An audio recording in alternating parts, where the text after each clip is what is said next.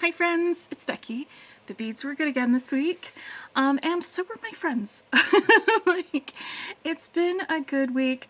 There's been busynesses, there have been things to do, but it has been a good, wholesome week for me. There was New Year's Eve things, there was work things, there was stuff that I got to spend time with friends doing, and I got to do some making. In addition to the beading that I'm going to show you in just a minute when we go down, I've also been doing other projects, like I've been doing some painting. Don't have anything really to show on that. But then I cast on a new project for my knitting projects. I kind of showed this a little bit on the live with Danielle, but it's just it's a triangle shawl. That's all it is. A triangle shawl, it's knitted, and I'm using this yarn that I got from Brenda and Heather. That's a gradient. It's a gray gradient. It starts light gray up here and it goes through gradually until dark gray around the bottom, and then it's got these sections that are just a stripe of rainbows.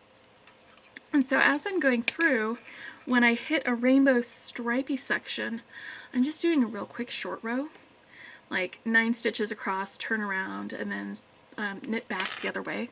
That's it. And that uses up the little rainbow and keeps it kind of centered in one little section. And then I've just got an I-cord edging. That's all I'm doing. I'm not using a pattern for it because I've been knitting long enough that I can do a triangle shawl with an I-cord edging and then just jump in with some short rows. But let me know. I might write it down if y'all would like a pattern or something to follow along. I will also put a link to the Brenda and Heather yarn shop because they make fantastic gradient yarns. They're really good, and it's a time intensive, labor intensive sort of thing. So the yarns aren't cheap, but they are spectacular. So I'll put a link to their yarn because that's something that I've been enjoying. I told myself at the beginning of the year, and I never do resolutions, but I was like, okay, this year I am going to finish one of my UFOs, unfinished objects. I'm going to finish one of my UFOs before I start a new project. And that doesn't count for jewelry making, by the way. It doesn't count for jewelry making because I can do a project even as small as this in a day. It's not something that's going to just accumulate with my pile of UFOs. Like my knitting things. I had an Afghan that I started like several years ago that it's just an old shale knitting pattern with some stripy yarn. Like that's all it is. But it was like 3 stripes away from the end, and I put it into a little bag and then stuck it on a shelf and forgot about it. And so I pulled that down off the shelf. I got out all my yarn and I finished it. I finished it. And so I was like, okay, now I can start a new project because I finished that one. I finished a UFO. So now I have this one. And it's an easy project. When my son and I hang out, we will watch shows together, and very often the shows are subtitled. So if I am looking at my knitting when we're doing that, he's like, Mom, you're missing it. You're not paying attention. And I do. I miss some of the dialogue. I miss some of the things. And so having a project that I can work on without looking at my knitting, which a basic shawl like this is, I have stitch markers that when I get to it, I can look down and do my increase there. I can look down and see, oh, hey, I'm at this color. But for the rest of it, it's just plain knitting. Just purl across the row, do the increases when you need to, knit across the other row, do your increases when you need to, and then, you know, it's a knit, slip, knit, and then on the opposite way, it's knit, it's slip, knit, slip. 3 stitch for my I-cord edging. It's simple. It's something that I'm used to doing for with other projects. But anyway, let's go down and look at the jewelry stuff that I made this week. So here are some of the things that I made this week, And now I thought that I was going to be spending this week making a whole bunch of 2-hole bead wrap bracelets because I started with these and then I got super inspired and I started planning out and pulling out bead boxes and doing all sorts of things to do like a bracelet bash with them. And then work got busy because this is that nebulous week between holidays, and I thought I would have less work to do because not as many things were going to need to be done. But when you only have half the work, it's still the same amount of work for the people who are left if there's only half the amount of people on staff. So work was a little bit busy, so I never got around to that, but I did actually have both of these in one video, and these are the 2-hole bead wrap bracelets, and I used the Potomac Beads box because we got 2 different kinds of 2-hole beads in that box and a bunch of these other beads to go with it, and it just is a really fun way to use up those beads, to have some fun with them, to maybe do a little zigzaggy thing like I did with these Storm Duo beads. They were really, really fun to make with all of that. So I may still do a bracelet bash with a whole bunch of different bead boxes at some point. Maybe at the end of the month, I don't know. But I was definitely into doing those earlier. And then, was super, super fun time, I made this for New Year's Eve. And this was from the All That Glitters Soft Flex Bead Kit. And I used this adjustable ring form and some of the twine that came around the package. And I made this little dangly thing with all of these beads and just turned it into a necklace. Made some simple earrings with some sparkles to go with it. And I wore that for New Year's Eve. And I was wearing it when I was visiting with Amy Campbell on Amy Campbell's channel. And then the next thing that I did was I made some bracelets. And I used beads from the curated bead box for these bracelets. I did a wire wrapped bangle. And then I did just a double strand bracelet, but because I forgot to size it using the new bracelet mandrel that Amy sent me that she had designed herself and is going to be available on her e-commerce site when she gets that going. Because I forgot to size it, it was a little on the big side, and then I thought, oh, but what if I twist it? And I love the way it looks all twisted up like that with the 2 strands. Absolutely love it. And this looks really fancy and like it might be kind of complicated, but it is a really, really easy wire working design to do. And I used 18 gauge and 22 gauge on that. And all you do is you're just basically putting on a bead and then twisting your wire and putting on a bead and then twisting your wire. And it's really easy and simple to do. These are a really fun type of design to make. It's one of my favorite kinds of bangles to be able to make with wire.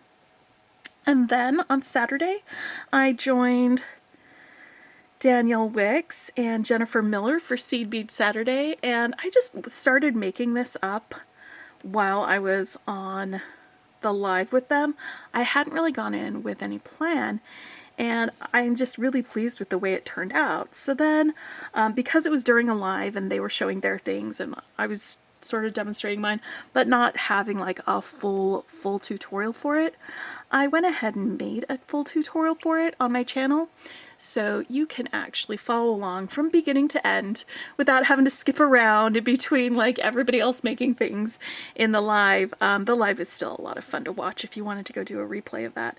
But it's using these Nunn Design little ear wire things where you just put this through your ear and then close that up and it's like a little loop, and then you can wear these earrings. I'll show you, I'll put them on when we come back up here.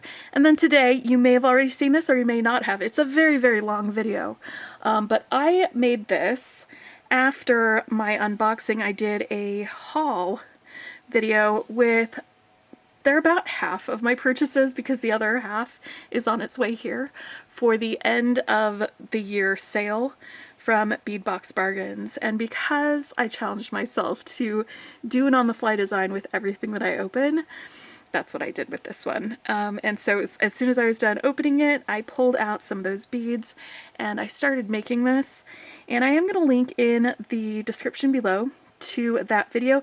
I'll put a timestamp to just this part where I make the necklace. If you want to skip the haul, if you're just not into somebody showing you all the beads that they got, or you've already seen the haul, or, you know, you just want to get to this instead, I will put the timestamp to jump straight to the necklace in the description with all of the links to the other videos that I did and that I'm talking about. But then we have these little earring findings, and I just made a little drop just like these drops here, using these dagger beads and some bicones and these cone bead caps, and then I wire wrapped some of these smaller beads along the front of this ear wire so that it just kind of elongates and extends like the beaded part of it. Come on, there we go.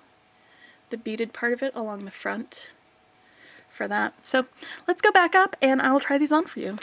Okay, so let's try our stuff on. I did just try on these wrap bracelets while it was pointed and looking down on that.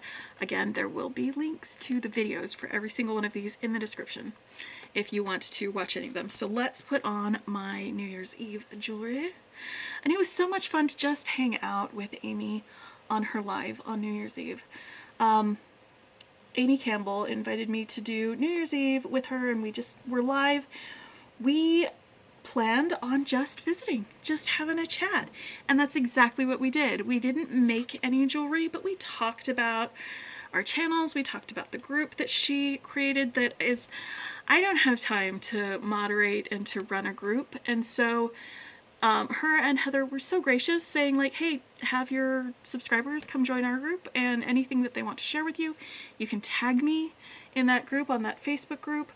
And it's a really fantastic, positive, and uplifting corner of the internet. I'm really, really happy to be a member of it and to share it with y'all if you wanted to join with them. So we did that. And this was the one from the Soft Flex kit. There's a lot more glitter and glam in there, but there we go. That's how it looks. It's very sparkly. Very sparkly, and it looks great on my pink top, my hot pink top. It looks fantastic, but it was so nice to just sit and chat with Amy. We talked about tools that we like to use. We talked about Midwestern salads that aren't really salads. We talked about all sorts of fun things, and it was such a great way to just visit and spend some time with friends on New Year's Eve. And so many of our friends in the chat, you know, they were just so pleasant to have them there and sharing with us in the chat as well. It was so great. And so like, that was so much fun to do. And then she sent me these tools, and so I got to play around with those. So let's put on the bangle.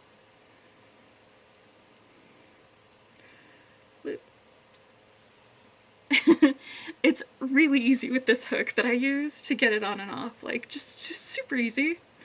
I love this bangle. I'm leaving the bangle on.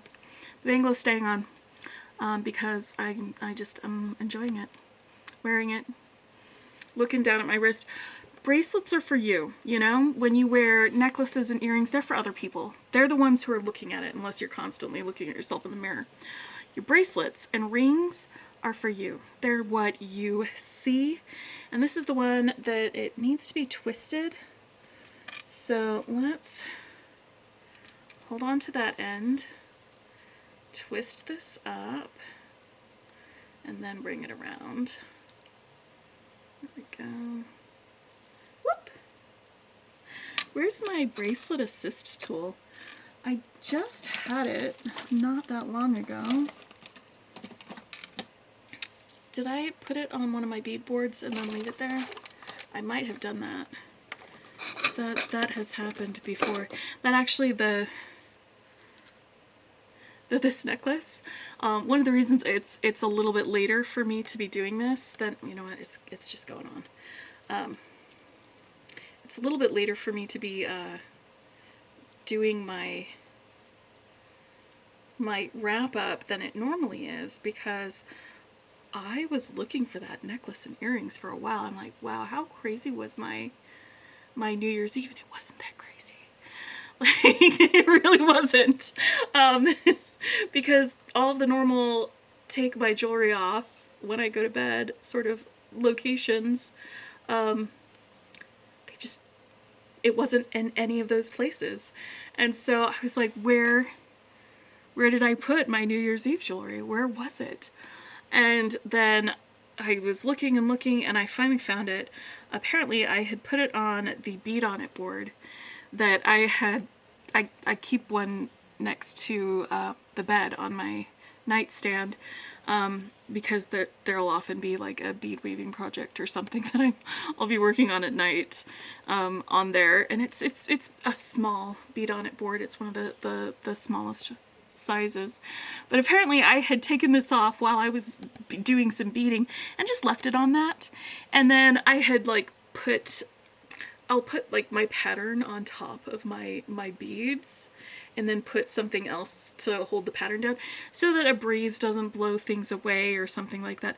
It's a silly way to try and keep things from flying away, but it works. Anyway, so I lifted up the pattern, and there this was underneath it. So yeah, fun story. But there we go. It's a little twisty. It's sort of coming untwisted, but that's fine. It's totally fine. But yeah, so that was a little bit long today with me trying to find that one necklace. But you know what? It was great because I got to spend more time with my dogs, and I even got a chance to go watch Amy's Sunday night catch up that she does. I didn't quite make it to the live. I wish I had been able to, because that would have been fantastic to be there when Heather popped in. But she's got some great news going on with her, with her new beading space. I'm so excited for her for that. And it looks like everything is just coming together for her, and I love that for her. Absolutely love that for her. But let's put on our rainbow earrings. I love these so much. That Make-A-Wish, the Toho bead kit. Last week when I saw Jennifer making her bracelet with it, which, by the way, Jennifer's bracelet is beautiful, and there's like a whole pattern that you can download over there. It's either on Jennifer's site or on Danielle's site. But when I saw her using that, I was like, I ran to Danielle's Etsy shop. But see? That's how it looks when it's just dangling. Just dangling. And I ran to her shop to purchase it, and I was so happy to get it because it has all of these rainbow colors, and I love rainbows so much. It's one of my favorite. Rainbow is one of my favorite colors.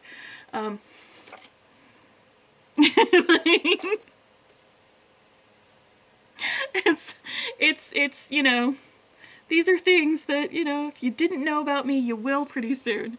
So it was so much fun to make them, though. And this was another one of those things that I was planning on to do this month, where whether it's something from friend mail, which I got this in friend mail, and so I did on-the-fly beading to make my stuff. I'm following my brief. And then I got my Danielle Wicks order, and so we did some on-the-fly beading to make these on the live with her. And then I did a separate tutorial afterwards because I was figuring it all out on the live. But doing a whole tutorial, being like, we're going to do this next, this is the next step, it's going to be easier for people to follow if they want to do the same thing. So that's why I published a tutorial for them. Let's get that earring off of there. These are really cool, actually, and I actually have a few more of these. They are sterling silver, in case you were interested in me making you something like that, my sister, who can wear sterling silver metal things.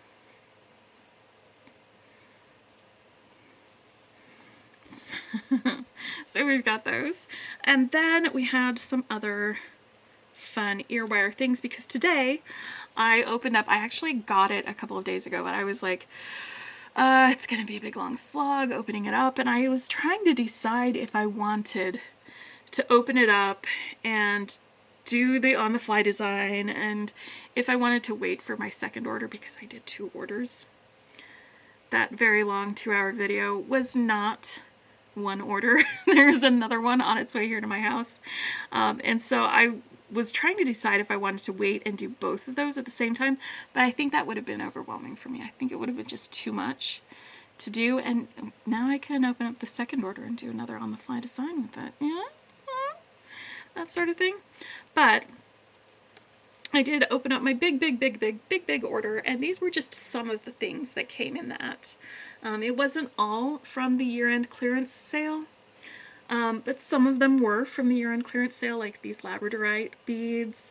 I think the cube beads were just regular in the store. These bead frames, I think, were in the sale. I think these links were in the sale. Maybe these bead caps as well. I think the daggers and briolets might have just been regular in the shop. So, you know, I added things that were regular in the shop to my order as well when I did that. And then I can't remember if these ear wires were in the sale or if they were just regular in the shop either, but they're these ones that they've got that little bend. And like I said, I did wire wrapping on it, and they just go in like this and they stay put. I love earrings that stay put, but that you don't have to like mess with opening and closing things on them or adding and subtracting things. Why are you not going in the hole? This is the ear that I've got that weird hole that sometimes my earrings just slide right out of. There we go. I just had to find the right angle for it. But there we go. So that just brings more of that line of beads right up there if I wrap it onto that side of the ear wire too.